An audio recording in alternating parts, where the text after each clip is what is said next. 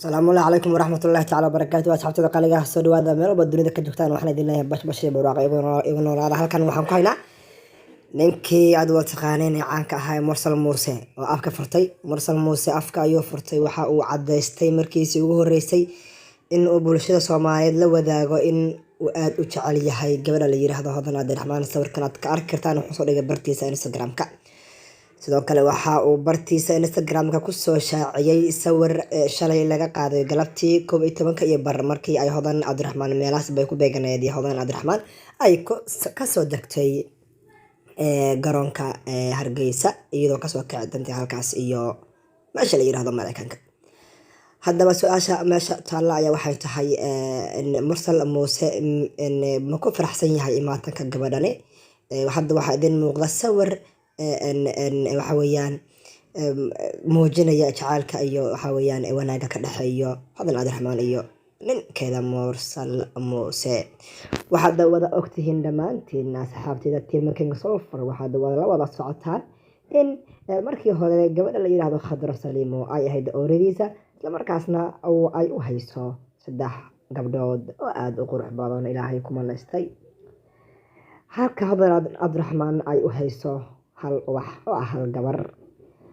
gabadha iyada waad arkaysaan farxadda iyo wanaaga hadda uu siinayo isla markaasna ka muuqdo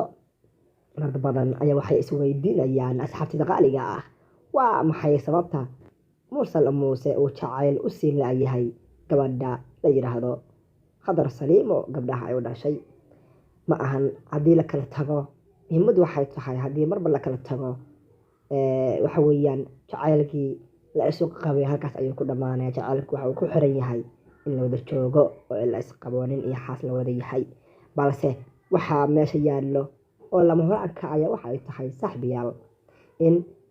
mar hadii aad gabadho kala tagtaan ilmaha ay ku hayso oo Ilaahay ku siiyay weligood aysan ka tagi doonin Mursal dadka badankood waxay aaminsan yihiin ama ay qabaan fikradda ah in uu dayriyay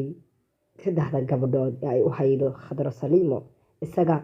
oo markaa iyada ah doonaya in uu aad ugu fogaado Khadra Saliimo halka dad kale ay qabaan macnaheedu saas ma ahane gabdhihiisu habeen iyo maalinba waqti la qaataa balse waxa uusan jeclayn in baraha bulshada uu soo dhigo ama sawir laga qaado marka uu la joogo ama waqtiga la qaadanayo gabdhihiisa dad badan oo goobjoogayaal ah ama saaxiibo aad u dhow la ah ninka la yiraahdo Mursal Muuse ayaa waxay sheegaan in isbuucii 3 ilaa 4 maalmood uu la qaato gabdhihiisa ay u haydo Khadra Saliimo balse Mursal ma jeclo in sawirro ama muuqaal uu soo muujiyo isagoo dhigaya baraha bulshada dadkaas ila dhow ay siiyaan ayaa waxay sheegayeen in sababta ay tahay in Hodan Cabdiraxmaan uu doonayo in uu ka careysiiyo maxaa yeelay waa gabar aad u jecel yahay haddana ooradiisa ah